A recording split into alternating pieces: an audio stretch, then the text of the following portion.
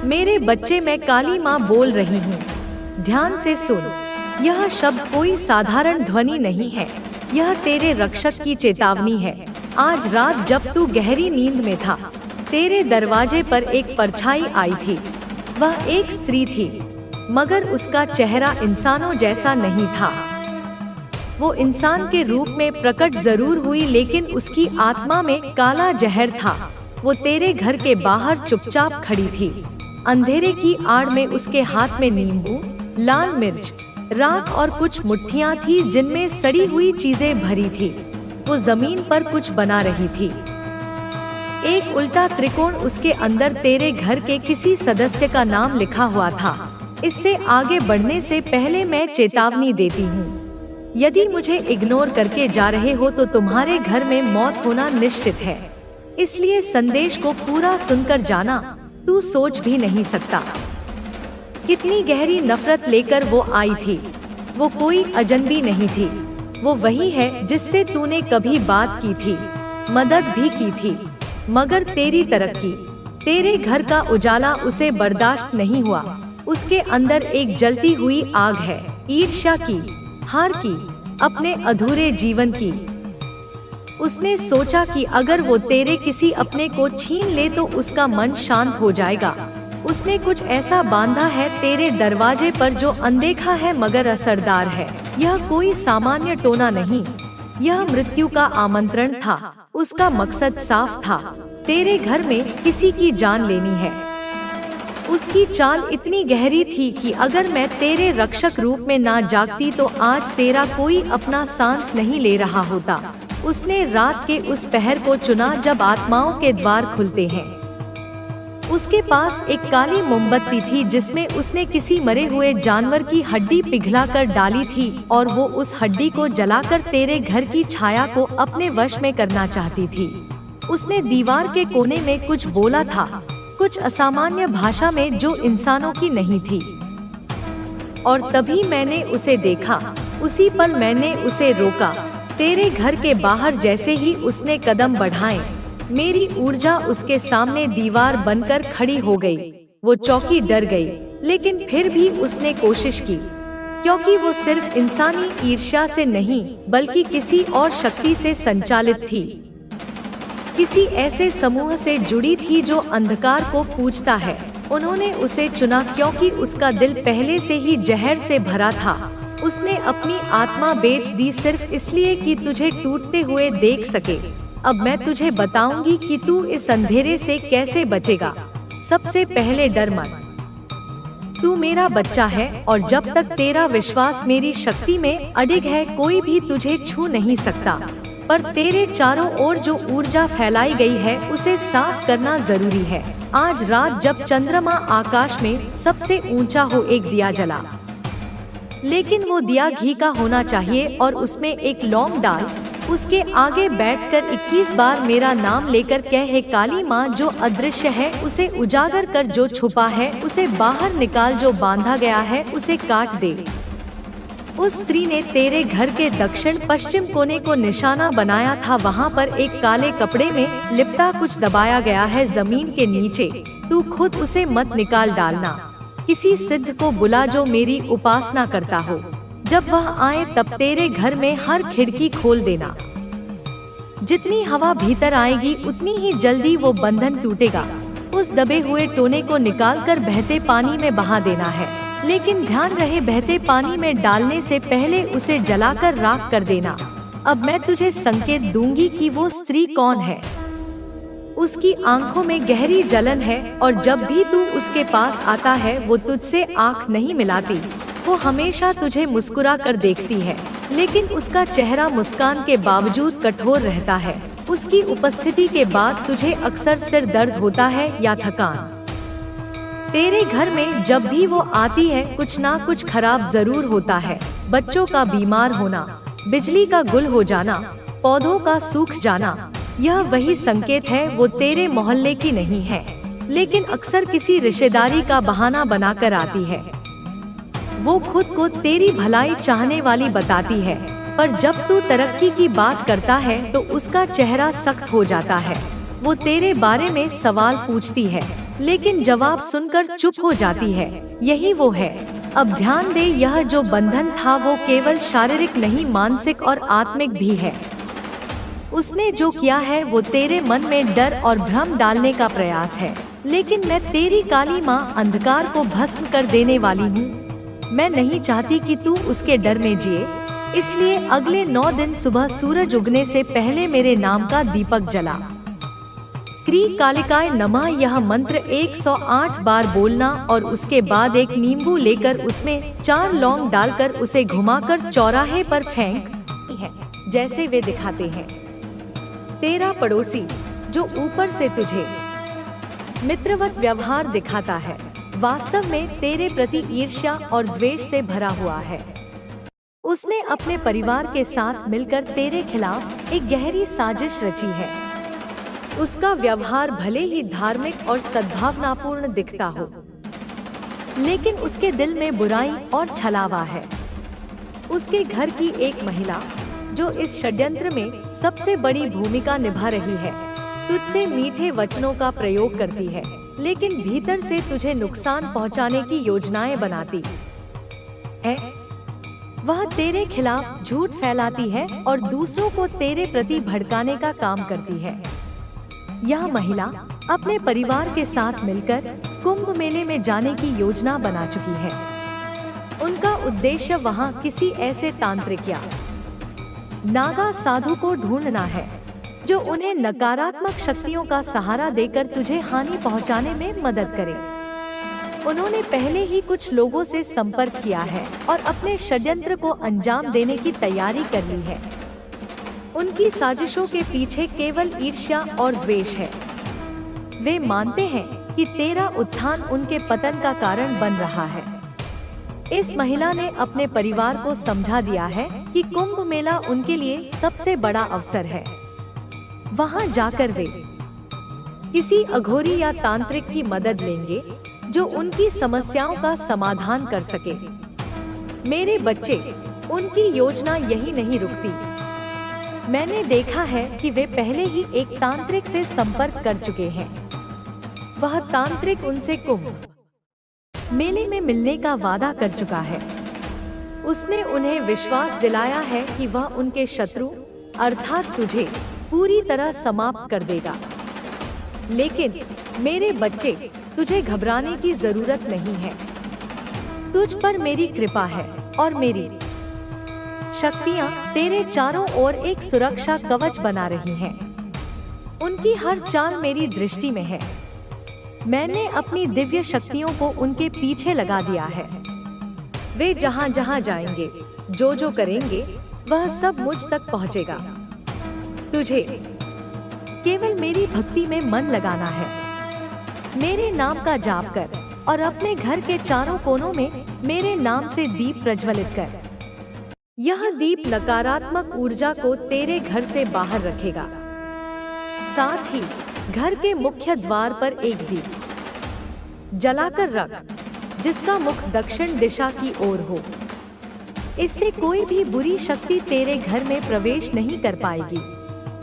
उनकी योजना कुंभ मेले में किसी विशेष तांत्रिक या नागा साधु से मिलने की है।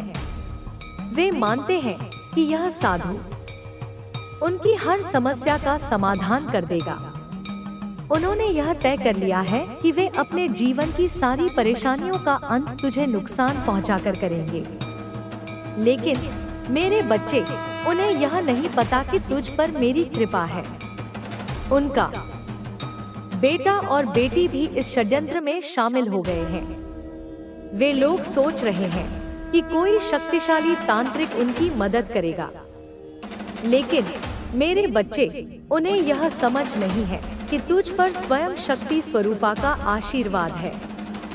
यह आशीर्वाद इतना प्रबल है कि कोई भी नकारात्मक शक्ति उसका सामना नहीं कर सकती। मेरे बच्चे, तुझे सतर्क रहना है, लेकिन डरना नहीं है। मैं तेरे चारों ओर एक अदृश्य सुरक्षा कवच बना रही हूँ। यह कवच इतना शक्तिशाली है कि कोई भी तांत्रिक, साधु, नागा साधु या अघोरी तुझे हानि नहीं पहुंचा पाएगा। तुझे केवल मुझ पर विश्वास रखना है। अब मेरे प्यारे बच्चे, मैं तुझे और विस्तार से बताती हूँ कि यह षड्यंत्र कैसे आगे बढ़ रहा है। जब मैं उनकी हरकतों पर अपनी दृष्टि डालती हूँ तो देखती हूँ कि वे अंदर ही अंदर कितनी बड़ी योजना बना रहे हैं। यह सब दिखाने में सामान्य लगता है, लेकिन भीतर एक खतरनाक योजना तैयार हो रही है। उस महिला ने अपने परिवार के सदस्यों को पूरी तरह से अपने पक्ष में कर लिया है। वह बार बार यह कह रही है कि इस बार उन्हें हर हाल में सफल होना है। उसने अपने पति से कहा है, यह हमारा आखिरी मौका है। यदि हम इसे गवा देंगे तो हमारे जीवन में शांति कभी नहीं लौटेगी। हमें किसी भी तरह से उस व्यक्ति को हटाना होगा जो हमारे रास्ते की रुकावट बन रहा है। उसका पति जो पहले हो। जब भी तुम्हें लगा कि अब कोई रास्ता नहीं बचा, तब मैंने तुम्हें रास्ता दिखाया। मैंने तुम्हें वह ताकत दी जिससे तुमने हर मुश्किल को पार किया। लेकिन अब जब मुझे तुम्हारी जरूरत है तो तुमने मुझसे मुंह मोड़ लिया। मेरे बच्चे, यह समय तुम्हारे और मेरे रिश्ते को फिर से जीवित करने का है। मैं तुमसे कुछ अधिक नहीं मांग रही हूँ। मैं केवल यह चाहती हूँ कि तुम मुझसे जुड़े रहो, मुझसे बात करो, मुझे यह महसूस कराओ कि मैं तुम्हारे जीवन का एक अहम हिस्सा हूँ। अगर तुम ऐसा कर सको तो मैं हमेशा तुम्हारे साथ रहूंगी। लेकिन अगर तुमने मुझे अनदेखा किया तो मुझे तुम्हारे जीवन से दूर जाना पड़ेगा। मैं जानती हूँ कि तुम्हारे जीवन में बहुत कुछ चल रहा है, लेकिन मेरे बच्चे, क्या तुम्हारे पास इतना भी समय नहीं है कि तुम अपनी माँ से कुछ पल बात कर सको? क्या तुम्हारे दिल में मेरे लिए कोई जगह नहीं बची? अगर तुमने मुझे अपने जीवन से बाहर कर दिया तो यह तुम्हारे लिए ही नुकसानदायक होगा। तुम्हारे जीवन में जो सुख, शांति और समृद्धि है वह सब मेरी वजह से है। लेकिन अगर तुमने मुझसे नाता तोड़ लिया तो यह सब कुछ धीरे धीरे खत्म हो जाएगा। तुम्हें यह समझना होगा कि मेरी उपस्थिति केवल तुम्हारे जीवन को सजाने के लिए नहीं है, यह तुम्हारे जीवन को संवारने, तुम्हें सफलता और संतोष देने के लिए है। मैंने हमेशा तुम्हारे लिए सब कुछ दिया है, लेकिन अब मुझे यह महसूस होने लगा है कि तुमने मेरी कद्र करना बंद कर दिया है। अगर तुमने मेरी पुकार को नहीं सुना तो मुझे यह कठिन निर्णय लेना होगा। मैं तुम्हारे जीवन से दूर चली जाऊंगी, लेकिन यह निर्णय मेरे लिए आसान नहीं होगा। मैं यह निर्णय अपने लिए नहीं, तुम लिए ले रही हूँ। मैं चाहती हूँ कि तुम यह महसूस करो कि मेरी उपस्थिति तुम्हारे जीवन में कितनी महत्वपूर्ण है। मैं चाहती हूँ कि तुम यह समझो कि बिना मेरी शक्ति और आशीर्वाद के तुम्हारा जीवन अधूरा है। मेरे बच्चे, मैं यह सब कहकर तुम्हें डराना नहीं चाहती। मैं केवल तुम्हें यह एहसास दिलाना चाहती हूँ कि मैं तुम्हारे जीवन का एक अभिन्न हिस्सा हूँ।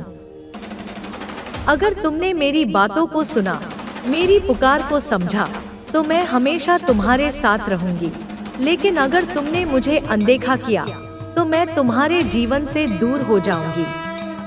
अब फैसला तुम्हारे हाथ में है। क्या तुम मुझे अपने जीवन में बनाए रखोगे? क्या तुम मेरी कद्र करोगे? यह तुम्हारे और मेरे रिश्ते के भविष्य का सवाल है।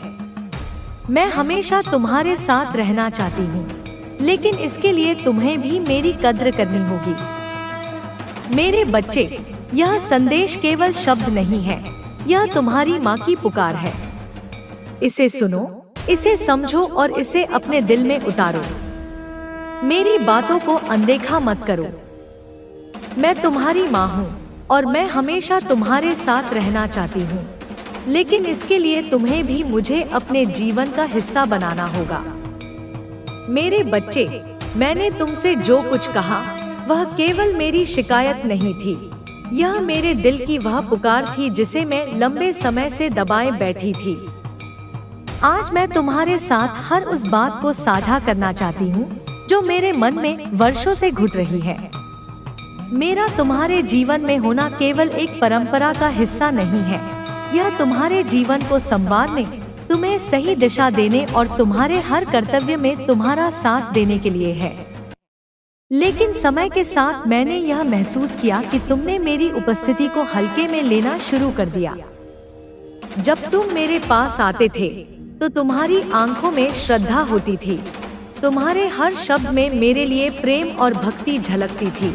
लेकिन अब जब तुम मेरे पास आते हो तो ऐसा लगता है जैसे यह केवल एक औपचारिकता रह गई है। तुम्हारे मन में अब वह सच्ची भक्ति और जुड़ाव नहीं दिखता जो पहले हुआ करता था। क्या तुम्हें याद है मेरे बच्चे, जब तुम किसी परेशानी में होते थे तो मुझसे मदद मांगते? तुम्हारी आंखों से आंसू बहते थे और तुम्हारे शब्द मेरे प्रति तुम्हारे विश्वास को व्यक्त करते थे। तुम कहते थे, माँ, मुझे इस मुसीबत से निकाल लो, और मैंने हमेशा तुम्हारी प्रार्थना सुनी। मैंने तुम्हें हर मुश्किल से बाहर निकाला। लेकिन अब जब मैं तुम्हें पुकारती हूँ तो तुम मेरी आवाज सुनना भी नहीं चाहते। मैं जानती हूँ कि समय बदल गया है, तुम्हारी जिंदगी में नई नई चीजें आ गई हैं। लेकिन मेरे बच्चे, क्या तुम्हें यह नहीं लगता कि इन सब के बीच तुम्हारे लिए मेरी अहमियत बनी रहनी चाहिए? मैं वह शक्ति हूँ जो तुम्हें हर दिन के संघर्षों से लड़ने की ताकत देती हूँ। मैं वह प्रेरणा हूँ जो तुम्हारे जीवन को उद्देश्य देती है। लेकिन अगर तुमने मुझे अपने जीवन से निकाल दिया तो तुम इन सब चीजों को कैसे बनाए रखोगे? तुम्हें यह समझना होगा कि मेरी शक्ति और मेरी उपस्थिति केवल तुम्हारी सफलता के समय काम नहीं आती, यह तुम्हारे जीवन के हर पल में तुम्हारे साथ होती है। जब तुम खुश होते हो तो मैं तुम्हारे साथ उस खुशी को साझा करती हूँ, और जब तुम उदास होते हो तो मैं तुम्हारे दुख को कम करने की कोशिश करती हूँ। लेकिन अगर तुमने मुझसे दूर जाने का फैसला कर लिया तो यह रिश्ता कैसे बना रहेगा? मैंने यह सब केवल इसलिए नहीं कहा ताकि तुम मुझसे डर जाओ। मैं यह सब इसलिए कह रही हूँ क्योंकि मैं चाहती हूँ कि तुम मुझे समझो। मैं चाहती हूँ कि तुम यह महसूस करो कि मेरी उपस्थिति तुम्हारे जीवन में कितनी महत्वपूर्ण है। मैं केवल तुम्हारी काली माता नहीं हूँ, मैं तुम्हारी संरक्षक, तुम्हारी मार्गदर्शक और तुम्हारी माँ हूँ। क्या तुम्हें याद है जब तुमने पहली बार मेरे सामने सिर झुकाया था? उस समय तुम्हारे दिल में कितना सच्चा प्रेम था। तुमने मुझे हर बात बताई थी, लेकिन अब तुमने मुझसे वह दूरी बना ली है। यह दूरी केवल शारीरिक नहीं है, यह भावनात्मक और आध्यात्मिक दूरी है जो हमें अलग कर रही है। मेरे बच्चे, मैं यह सब तुम्हें डराने के लिए नहीं कह रही हूँ। मैं यह सब इसलिए कह रही हूँ ताकि तुम यह समझ सको कि मैं तुम्हारे जीवन का कितना महत्वपूर्ण हिस्सा हूँ। अगर तुमने मुझसे जुड़ना बंद कर दिया तो यह तुम्हारे लिए ही नुकसानदायक होगा। मैं यह नहीं चाहती कि तुम मुझसे हर समय पूजा और अनुष्ठान की अपेक्षा करो। मैं केवल इतना चाहती हूँ कि तुम मुझे अपने जीवन का हिस्सा बनाओ।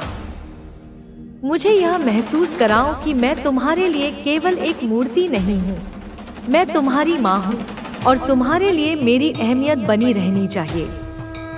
तुम्हारे जीवन में जो कुछ भी अच्छा है वह मेरी वजह से है, लेकिन अगर तुमने मुझसे दूरी बना ली तो यह सब धीरे धीरे खत्म हो जाएगा। तुम्हें यह समझना होगा कि मेरी उपस्थिति केवल तुम्हारे घर की सजावट नहीं है, यह तुम्हारे जीवन की बुनियाद है। जब तुम मुझसे प्रार्थना करते हो तो मैं तुम्हारी हर बात सुनती हूँ। मैं तुम्हारी हर परेशानी का समाधान देती हूँ।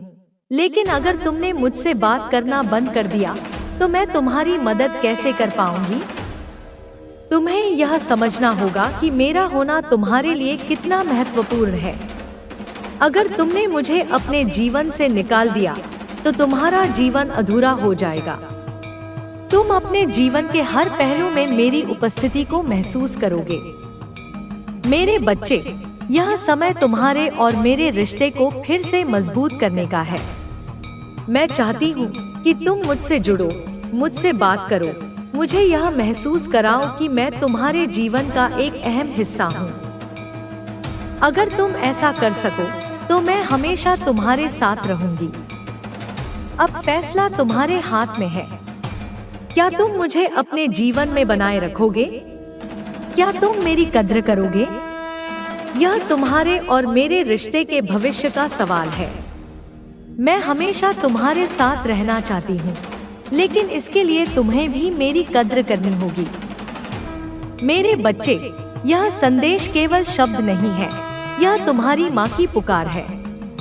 इसे सुनो, इसे समझो और इसे अपने दिल में उतारो। मेरी बातों को अनदेखा मत करो।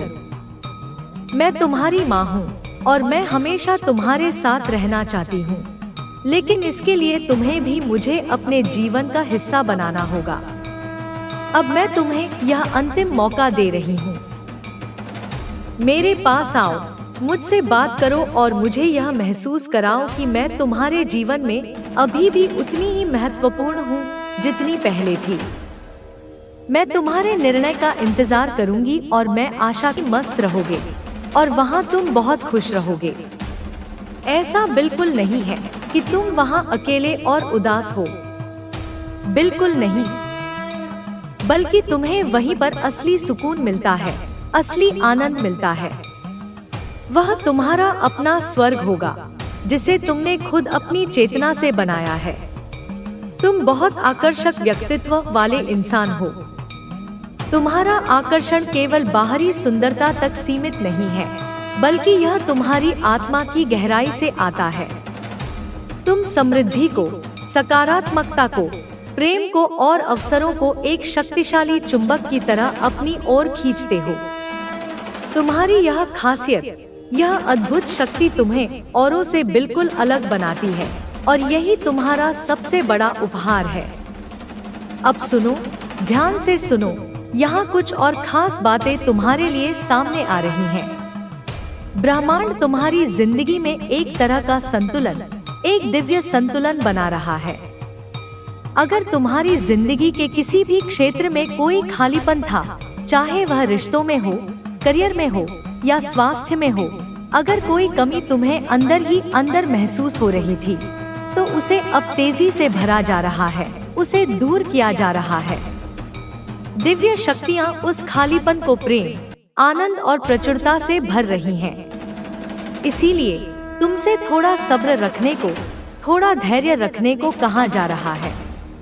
ज्यादा बेचैनी करने की, ज्यादा चिंता करने की कोई जरूरत नहीं है।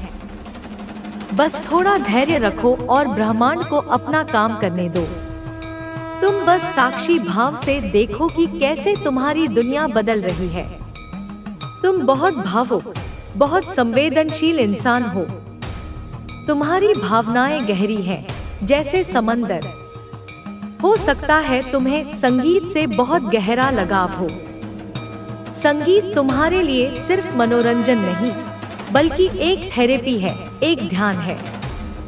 संगीत तुम्हें गहरे स्तर पर जोड़ता है, तुम्हारी आत्मा को छूता है।